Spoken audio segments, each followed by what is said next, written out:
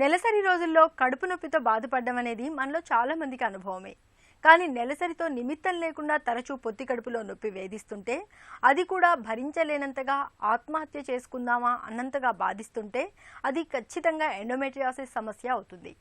తీవ్రమైన నొప్పితో మహిళల్ని చిత్రవధ చేసే ఎండోమెట్రియాసిస్ సమస్యకు ఆయుర్వేదం చెబుతున్న చికిత్సలు, పరిష్కార మార్గాల గురించి ఇప్పుడు తెలుసుకుందాం.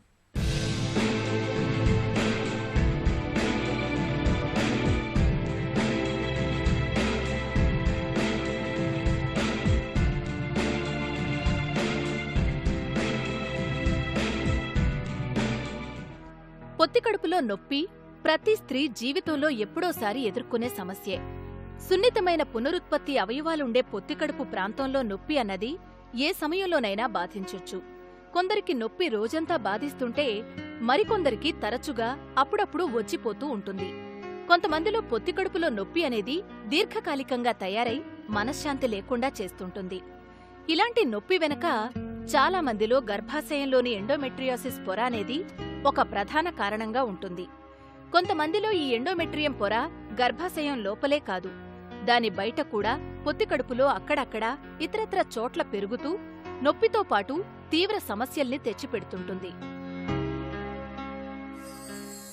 ఎండోమెట్రియల్ హైపర్ప్లేషియా అంటే గర్భాశయం లోపల పొరలు ఏవైతే ఉన్నాయో అవి పెరగడం అనేది ఒక సమస్య అన్నది ఆయుర్వేదంలో కూడా చెప్పారు. దీన్ని గర్భాశయ అంతర్పొరల సమస్య, అది ఆర్తవ దోషంగాను, యోని వ్యాపత్తుగాను ఆయుర్వేదంలో చెప్పారు. అయితే ఈ యొక్క గర్భాశయ పొరలు ఏర్పడడానికి శరీరంలో ఈస్ట్రోజన్ హార్మోన్ అనేది అధికం అవడము, ముఖ్యంగా ఇది స్త్రీలకి మెనోపాజ్ దశలోను, అలాగే అప్పుడే రజస్వలైన పిల్లలకిను ఈ యొక్క సమస్య వస్తూ ఉంటుంది. అలాగే పీసీఓడి సమస్య, అలాగే థైరాయిడ్ సమస్య, కొన్ని పిట్యూటరీ గ్రంథుల సమస్య వల్ల కూడా ఇది కనిపిస్తూ ఉంటుంది.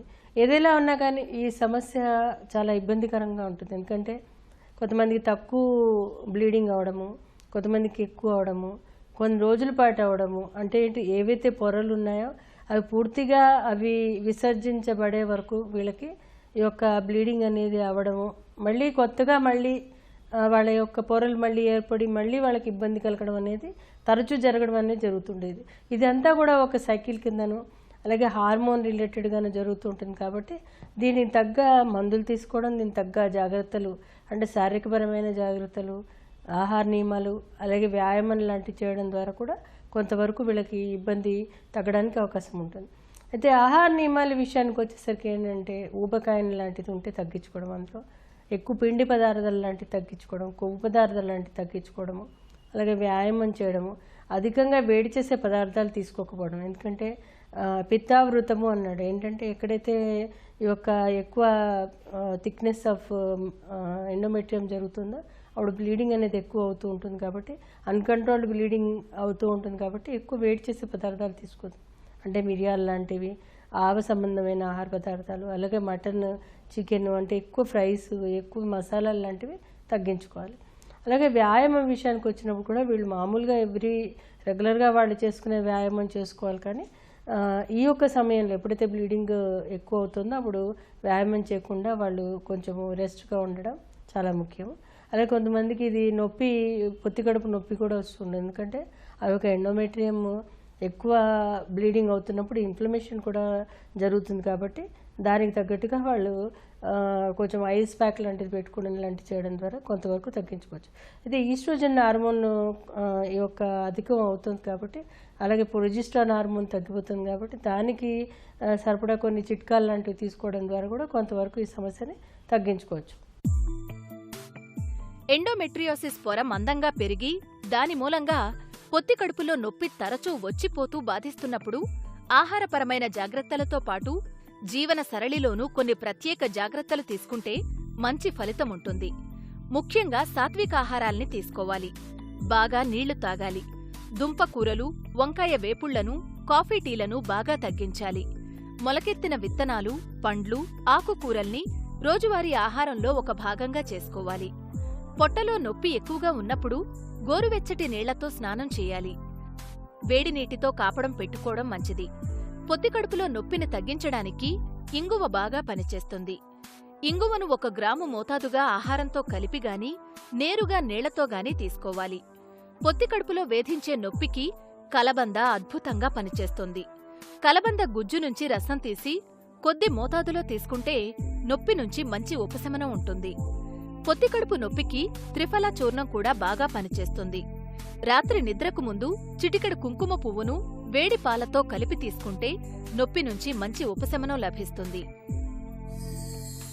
ఈ యొక్క మెటీరియల్ థిక్నెస్, ఈ యొక్క ఈస్ట్రోజన్ హార్మోన్ అధికమవుతుంది కాబట్టి దీనికి సరిపడా ఏంటంటే మనకి ఈ యొక్క గింజ చిక్కుడు లాంటివి అధికంగా తీసుకోవడము, అలాగే సోయా చిక్కుడు లాంటివి తీసుకోవడము, అలాగే ఆస్పరాగస్ అంటే శతావరి లాంటివి తీసుకోవడము, అలాగే అశోక లాంటిది, అంటే ఇవన్నీ కూడా మన రోజువారీ ఇళ్లలో దొరికే పదార్థాలే కాబట్టి వీటిని తీసుకోవడం. అలాగే లొద్దుగా కూడా చాలా చక్కగా పనిచేస్తుంది. అర్జున, ఇవి ఏంటంటే మనం మామూలుగా చిట్కాల కింద రోజు ఒక చెంచాడు పొద్దున్న, చెంచాడు సాయంత్రం, లేదా అంటే ఈ పొడి కాబట్టి ఇవి కషాయాల కింద చేసుకుంటే కూడా పొద్దున్న ఒక 15 ml, సాయంత్రం ఒక 15 ml నీళ్ళలో కలిపి తీసుకుంటే కూడా చాలా చక్కగా పనిచేస్తుంది. ఆ ఎండోమెట్రియల్ హైపర్ప్లేషియా చాలా కారణాల చేత ఫామ్ అవుతుంది, అలాగే వయసుకు తగ్గట్టు ఫామ్ అవుతుంది కాబట్టి ఆ సందర్భాన్ని బట్టి చికిత్స అనేది ఉంటుంది. చిన్నపిల్లలకైతే ఏంటంటే వీళ్ళకి ఈ యొక్క బహిష్ట సక్రమంగా రావడానికి వైద్యం చేయడం చేస్తూ ఉంటాము. అందులో ఏంటంటే వీరికి రజప్రవర్తిని బట్టి అని, అశోకారిష్ట అని, అలాగే శతావరి అని, కళ్యాణ ఘృతం అని, ఫలసర్పి అని ఈ యొక్క అవసరాన్ని బట్టి మందులు ఇవ్వడం జరుగుతూ ఉంటుంది. అధికంగా వాళ్ళకి బ్లీడింగ్ అవుతున్నప్పుడు ప్రదరాంతక రస అని, లోహభస్మ అని, పునర్నవ మండూరం అని రకరకాలైన మందులు ఆ యొక్క హెల్త్ కండిషన్ వాళ్ళ యొక్క శరీర బరువును బట్టి చూసుకుని ఇస్తూ ఉంటాము. అదే వీళ్ళకి బహిష్ట పోయే మందులు వచ్చేటప్పుడు అవసరాన్ని బట్టి వీళ్ళకి మందులు ఇవ్వడం జరుగుతూ ఉంటుంది. ఎందువల్లనంటే వీళ్ళకి ఫర్దర్గా ఈస్ట్రోజన్ హార్మోన్ నెమ్మదిగా తగ్గిపోవడానికి అవకాశం ఉంది, అలాగే ప్రొజెస్టరాన్ హార్మోన్ కూడా గ్రాడ్యువల్గా తగ్గిపోవడానికి అవకాశం ఉంది. కాబట్టి వీళ్ళకి ఆ యొక్క బ్లీడింగ్ ఆపడానికి, లేదంటే బ్లీడింగ్ ఒక 2-3 నెలలు సక్రమంగా వచ్చిన తర్వాత మళ్ళీ వాళ్ళ పరిస్థితిని బట్టి చికిత్స చేయడం అనేది చేస్తూ ఉంటాం. పొత్తికడుపులో నొప్పి బాగా తీవ్రంగా ఉన్నప్పుడు అరచెంచాడు వసపొడిని వేడి నీళ్లతో కలిపి రోజూ 2 సార్లు తీసుకుంటే నొప్పి నుంచి మంచి ఉపశమనంగా ఉంటుంది. 1 చెంచాడు నల్ల నువ్వులు, అరచెంచాడు జీలకర్రను తీసుకుని వీటికి కొద్దిగా బెల్లం కలిపి చూర్ణంగా నూరి 2 పూటలా తీసుకుంటున్నా మంచి ఫలితం కనిపిస్తుంది. మందార పువ్వులను మజ్జిగతో కలిపి ముద్దగా నూరి పూటకు 2 చెంచాల వంతున రోజుకు 2 పూటలా తీసుకుంటే పొత్తికడుపులో నొప్పి ఇట్టే తగ్గిపోతుంది. ప్రతిరోజు యోగాసనాలు వేయడం మేలు.